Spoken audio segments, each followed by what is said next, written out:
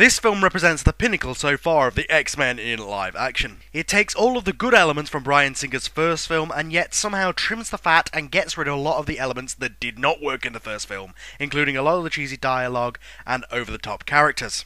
In many ways, it shows how the second film in a franchise usually can be better than the first. Simply put, the first film is sort of a trial run, whereas the second film is where the filmmaker and the writers have ironed everything out, know the story they want to tell, know the characters they want to use, and finally get to do so.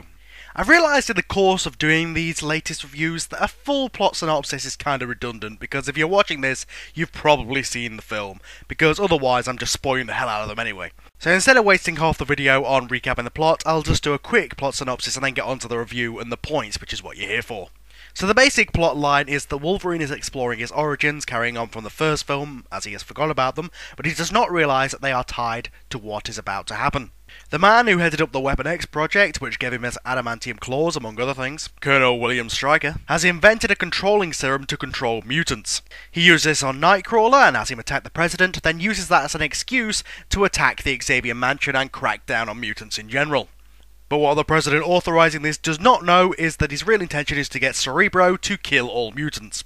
Along the way, Magneto escapes and joins them, Nightcrawler joins them along other ones, and other characters are expanded from the first film, but they manage to defeat Stryker, in doing so wrap up Wolverine's arc, but it comes at a price, the loss of Jean Grey. This film has several arcs and subplots, but I'm going to look at the main story first. The idea of the escalating hatred of mutants being capitalised on is something that's always used in the comics all the time, and is always a big part of any X-Men story. It is also a natural progression from the last film. Now that Senator Kelly has stepped down, someone has stepped up to take his place, despite him being impersonated by Mystique. Brian Cox as William Stryker is a superb villain. In fact, he was named IGN's 70th greatest villain of all time. He is in the source material, but he's very different there. He is a priest and a Christian fundamentalist, televangelist, who sees himself on a mission of God to destroy the mutant race. Similar motives, different character. And I am one of those people who believe that so long as it's not a core character, so long as what you come up with is better than the source material,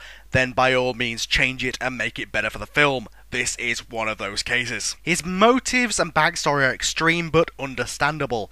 The idea of his death of his wife because of his mutant son, the fact that he blames Professor X for changing his mutant son, for not helping him, and all of this has twisted into the man that he has become. He says the line, "My son is dead," and indeed that is how he acts towards him in the film, using him only as a tool to get a means to an end. He also represents the humans' most extreme reaction to mutants, and we find out he's been working with them for years, which would be included later on in Origins. He drugs and tortures Magneto into telling him everything about the X-Men, Cerebro, and everything else. When finding out that Cerebro could in fact be concentrated to kill all mutants, he goes about reconstructing one of his own, using parts from the original where he invades the mansion to do so. The only reason he invades the mansion is not to capture the mutants, but to in fact get Cerebro. And of course he needs Professor X for this, so he has his son Jason manipulate Professor X into using the device. We see that Jason is kind of being controlled by the same serum as the rest of the mutants, but he seems to have much more independence than the rest of them, even going so far as for us to believe that he is actually of free mind following his father. This all comes down to the idea that Stryker brings up of a re-education. He kind of believes that Professor X turned him into believing that mutants were a force for good, and somehow that twisted into somehow ending with his wife's death. For that reason, he believes what he's done to manipulate his son since is only turning him back the other way, to really use him as the only way he believes his son can be used. The idea of Cerebro as a weapon is a very interesting one, and introduced early in the film. In the scene where it's first in, when he talks to Logan, he says that if he concentrated hard enough on one mutant, he would kill them. Later on we find out that if he concentrated on all mutants, he would kill them, or in the case of when Magneto reversed it later on, kill all humans. So basically we find out that Professor X has a weapon of mass destruction in his basement. Wow, guess he didn't mention that one to the humans when they made peace. The other thing that interweaves with this as the main plot is Wolverine and his whole backstory with Stryker. He recognises him when he sees him, Stryker manipulates that, and later on he finds the very place where he was created. I think in this case the flashbacks of Wolverine being changed into his adamantium skeleton is far more horrific than anything we would see in Origins, and far more logical as well. We see arming people standing around, we see it a lot more secretive. The idea that he lost his mind in the bonding process with all these marks all over him. He runs out, he's got blood all over him. It's a lot better than what we would eventually get when we got the full thing. Stryker also brings up Wolverine's Weapon X past, but he revokes it, takes off his dog tag, throws it at Stryker, and walks out, basically saying, to hell with this, you can keep your past, I'm who I am now. And from that point onwards, he's just for the X-Men. His story arc that started at the start of the first film has now wrapped up. And I think in a very good way that also lets the rest of the characters have something to do while at the same time exploring his backstory. While they made this story about his backstory, they also made it about this threat. So they interwove the two, did the two at the same time, and somehow they both worked. The other plots are really character arcs, and I'll get into them as I talk about characters now. Of course, I'll start with the star of the show, Hugh Jackman as Logan/Wolverine. He is again great in this as Wolverine. They did step up his screen time, and he really does the star of the show, as a lot of people complain about how he's the one that they focus on and everybody else is kind of the co-star. But in this film, I kind of noticed that although he did come more to the forefront, every other character gets to do stuff as well. Every other character has bits to do. It's not like, Origins, where it was focused on him, but the other people just showed up to be in cameos. In fact, I'd say that Jean Grey almost has just as big an arc as he does. Yeah, the whole villain and backstory is really about him, so yeah. But it is great, he does a great performance, it's a great way to finish his arc, a great way to bring in Stryker. He has some fantastic moments in the film, particularly the one where he's in Bobby Drake's house, and all kinds of stuff, and he continues the theme on him being the reluctant hero who kind of gets strung along because of his morals. But later on, as he throws his dog tags at Stryker, we get the idea that he has said, okay, screw my past, screw everything, this is who I am now, I am an X-Man, and from that point, that is who he is for the third film. An interesting point though, I noted that his hair changed wildly from scene to scene. This is probably some sort of nitpicky continuity area I'm just getting into because I noticed these things, but in one scene he has the really long, pointy Wolverine hair, and the next scene he has shorter, not so pointy hair. I know this was wigs, so I think this is something that should have been kept a hold of, but you know what, it's a minor gripe. Patrick Stewart, or as he is now, Sir Patrick Stewart, as Professor Charles Xavier, again he's brilliant, but much more kindly, much more nice Charles Xavier than anything that's in the comics. Not until the third film would we get the idea of him being the manipulator, and not all that it seems on the surface that it is in the comics. But for this case, I think he works well, and indeed he is almost a weapon, a tool to be used in this plot, and he gets a lot to do and a lot of good scenes, especially with Stryker. Another Sir Ian McKellen as Eric Lencher Magneto. This again is superb. He has some fantastic scenes where he breaks out of his prison and he's floating along the thing with the metal flying around him and all that great stuff, a lot of great visuals, the moment where he catches the jet, as implausible as that is, and all that kind of stuff, a lot of just great Magneto moments. One thing I did note, though, is that he didn't put his helmet on until the last scene. I think this is because they realised that the helmet doesn't look that good on him. I honestly, as I said in the last film, I prefer the longer Magneto helmet. I think it would have looked better. But you could tell that they were trying their best not to keep the helmet on until it was needed later on with the whole Cerebro plot thing. Interesting though, there's one moment where he reverses Cerebro, but the idea of it just being used by him telling Jason to target the humans seems to be enough. I'm not sure why he reversed the plates, but you know what?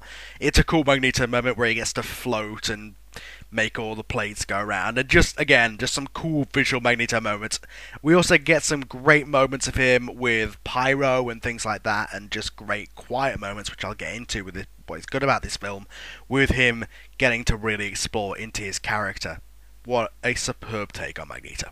The idea of him also teaming up with the mutants for a bigger fish to fry is actually a really good one that is used quite a lot with him, and again, gets us to explore the character more and expand on what we established in the first film. Famke Janssen as Dr. Jean Grey. She gets a lot more to do in this film, and this is really the arc of when she starts to become Phoenix.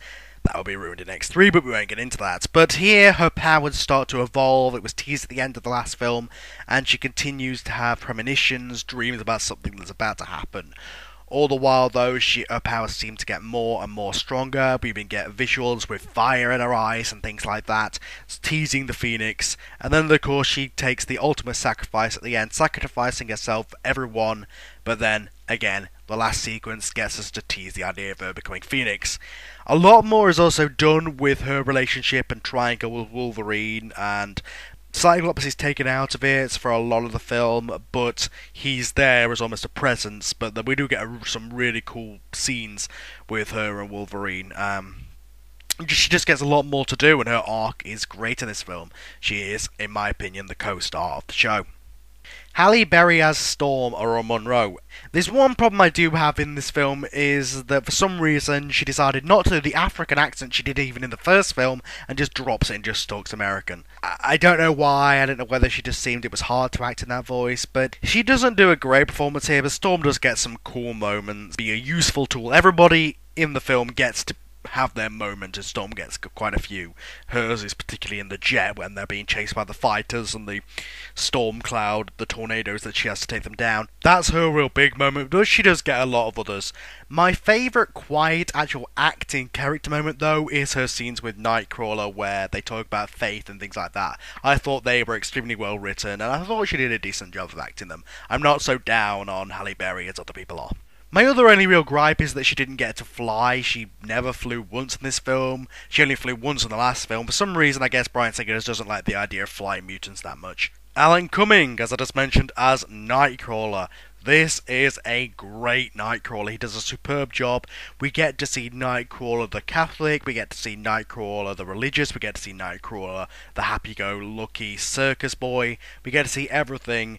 He doesn't get much to do after he's captured, after attacking the president and stuff like that, but he does get some moments where he does get to do a lot of saving and stuff like that, so he is useful. He is a good character to be there, and there are some really good moments, especially between him and Storm, and then there's a nice moment between him and Mystique, which kind of hints the fact that they are mother and son, even though that's never really mentioned. Wasn't a too big fan of the whole tattoos thing. I didn't see the reason for including them, the carvings in his body, but you know, whatever. It's an extra character piece, and the rest of the character was great, so no complaints.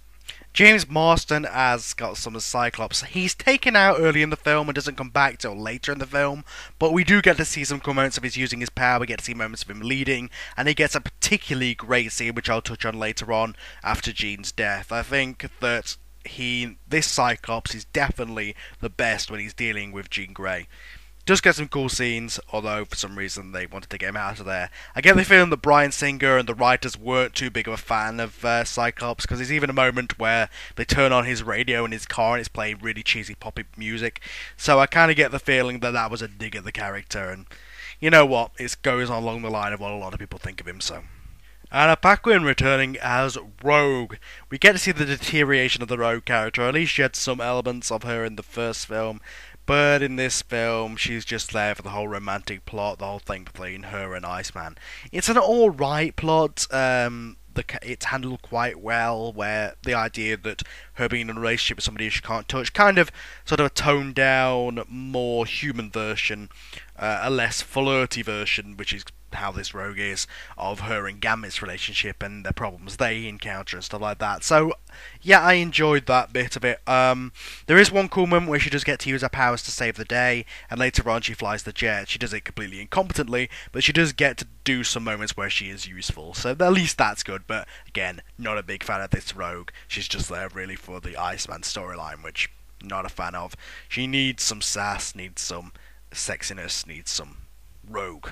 Although she does get one tough moment where Magneto and Mystique are laughing at her and she goes to touch them, but I don't know, the way she acts it is not very good, not very convincing. Maybe that actress just isn't that good at acting tough. Shawn Ashmore as Bobby Drake Iceman. I think he's used very well here. The scene with his family in his home when they go back to Boston as a safe house is extremely well done, and definitely used as the whole thing of mutants being used as a comparison for homosexuals and racial problems and things like that, where they're used as a minority who are kind of put down and hated and feared and stuff like that. Definitely shown with his reaction to his brother calling the cops and his mum saying if he ever tried not being a mutant, and unsensitive kind of racial things like that, and definitely very well handled, extremely well done.